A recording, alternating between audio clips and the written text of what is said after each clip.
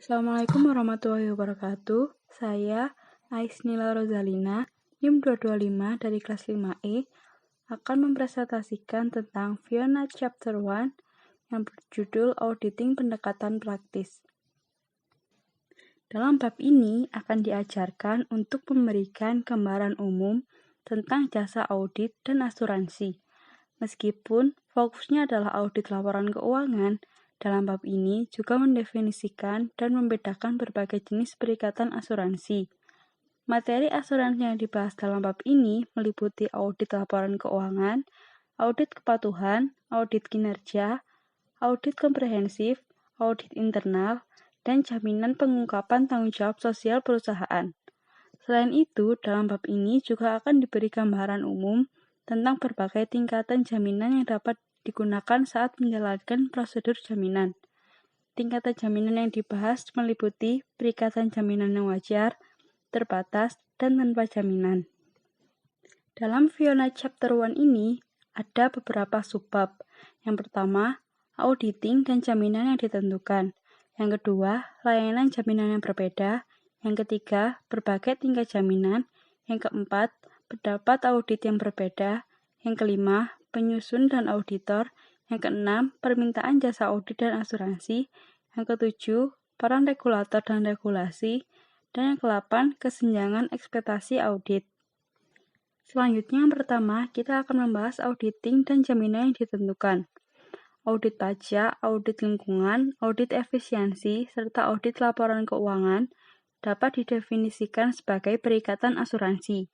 Keterlibatan jaminan atau jasa adalah suatu perikatan di mana praktisi asuransi bertujuan untuk memperoleh bukti yang cukup dan tepat untuk menyatakan kesimpulan yang dirancang untuk meningkatkan tingkat kepercayaan pengguna yang dituju selain pihak yang bertanggung jawab tentang hasil pengukuran atau evaluasi dari materi pelajaran yang mendasari terhadap kriteria.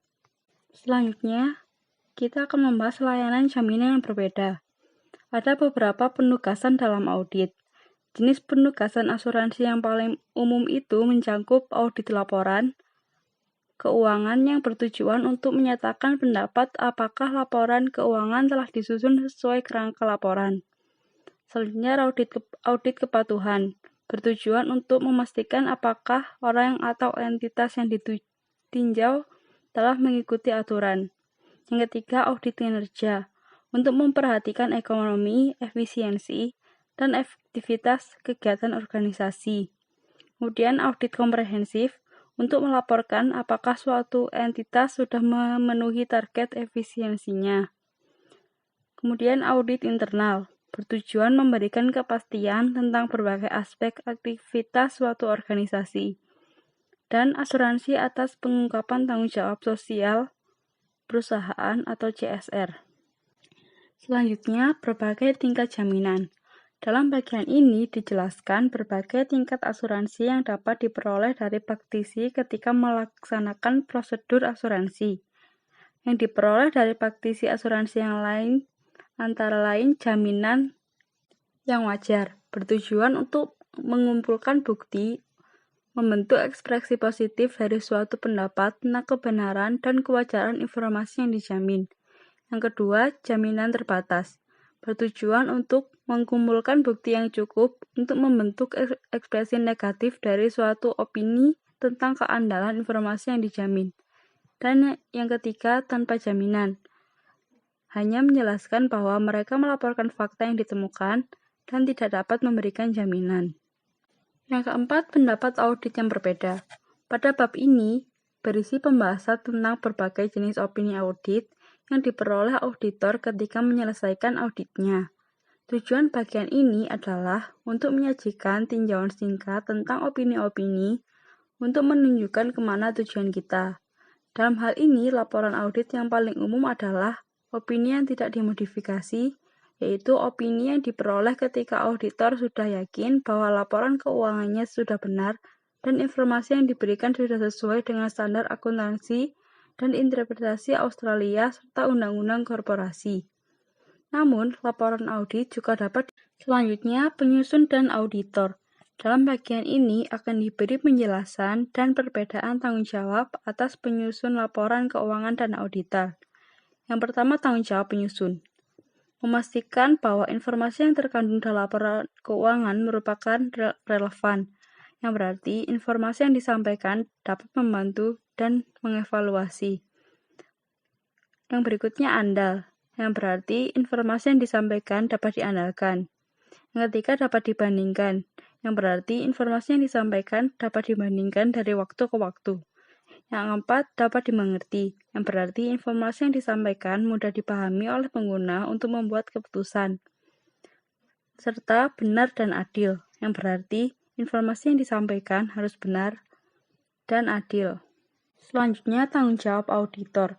Saat melakukan audit, auditor hanya menggunakan skeptisisme profesional yang berarti bahwa auditor harus independen terhadap entitas manajemennya dan stafnya saat menyelesaikan pekerjaan audit. Selanjutnya, pertimbangan profesional yang berarti auditor harus menentukan keandalan sumber informasi dan memutuskan kecukupan dan kesesuaian bukti yang dikumpulkan. Proses yang akan digunakan dalam pengujian dan ukuran sampel yang tepat dan harus berhati-hati.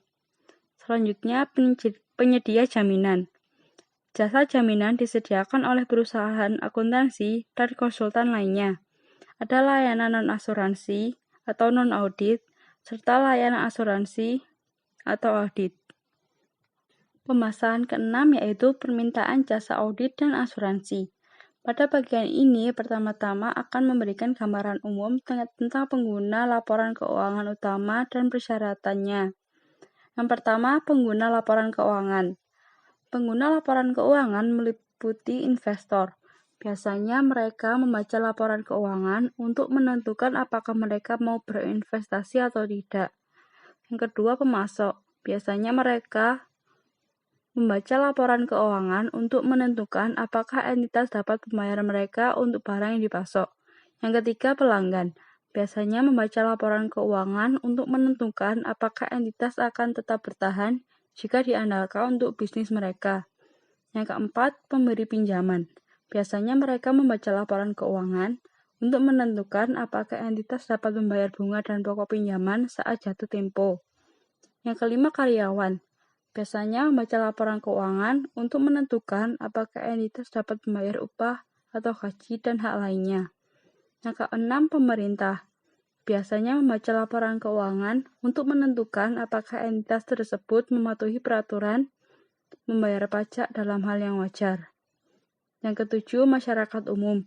Biasanya membaca laporan keuangan untuk menentukan apakah mereka harus mengasosiasikan dengan entitas atau membeli produk dari entitas tersebut. Selanjutnya, sumber permintaan untuk jasa audit dan asuransi. Ada sejumlah alasan mengapa beberapa atau semua pengguna audit menuntut audit atas laporan keuangan. Biasanya karena 1. Keterpencilan. Karena sebagian besar pengguna laporan keuangan tidak memiliki akses ke entitas yang sedang ditinjau sehingga mempersulit dalam menentukan informasi. Yang kedua, kompleksitas. Sebagian besar pengguna laporan keuangan tidak memiliki pengetahuan akuntansi dan hukum untuk memungkinkan mereka menilai kewajaran pilihan akuntansi dan penggunaan yang kompleks yang oleh entitas.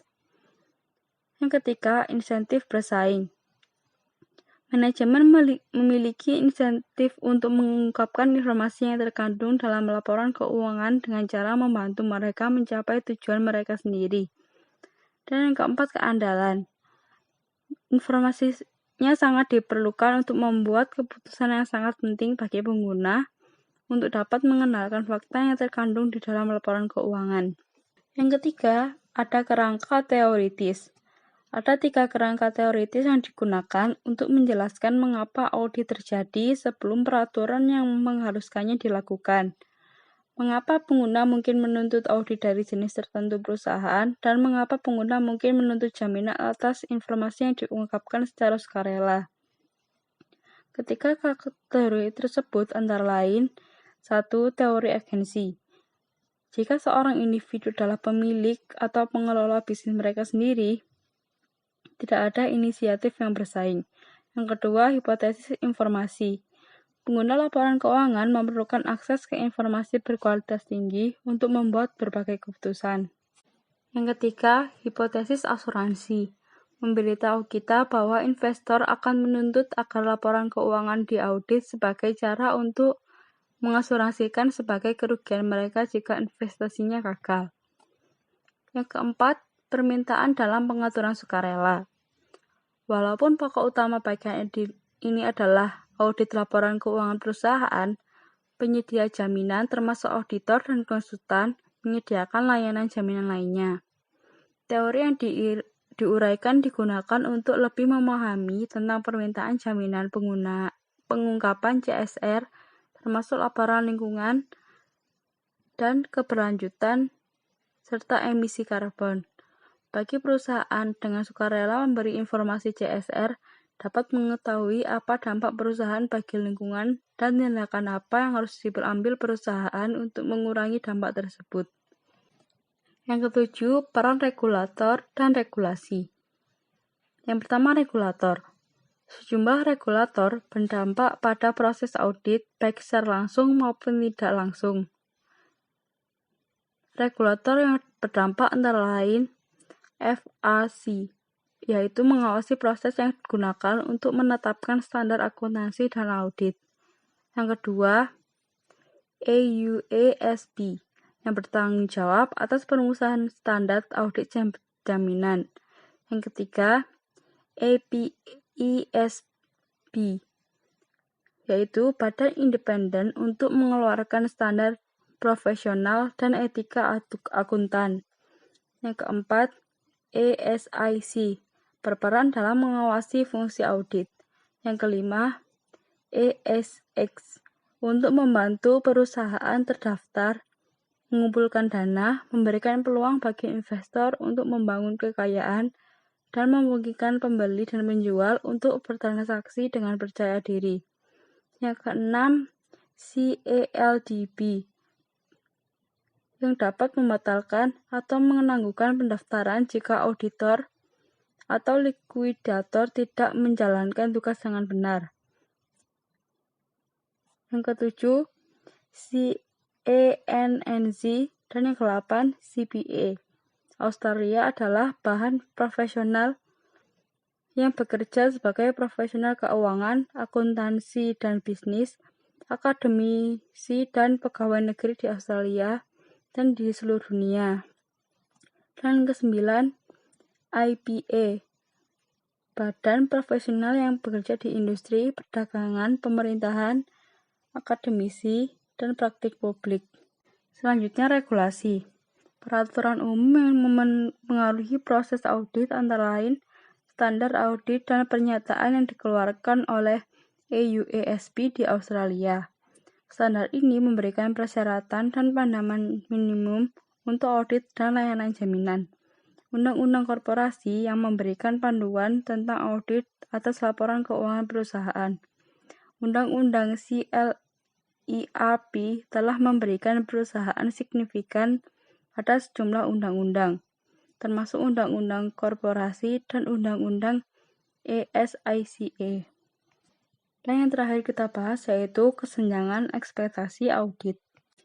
Kesenjangan ini biasa terjadi jika adanya perbedaan ekspektasi antara penyedia asuransi dan pengguna laporan keuangan. Kesenjangan itu disebabkan oleh ekspektasi pengguna yang tidak realistis, seperti auditor memberikan jaminan lengkap, auditor menjamin kelangsungan hidup masa depan entitas. Opini audit yang tidak dimodifikasi merupakan indikator akurasi yang lengkap. Auditor pasti akan menemukan kecurangan, dan auditor telah memeriksa semua transaksi. Untuk mengatasi kesenjangan itu dapat dilakukan dengan auditor harus menjalankan tugasnya dengan benar dan mematuhi standar auditing dan memenuhi standar kinerja minimum, pendidikan masyarakat, dan menyediakan jaminan laporan secara akurat. Terima kasih atas perhatiannya. Wassalamualaikum warahmatullahi wabarakatuh.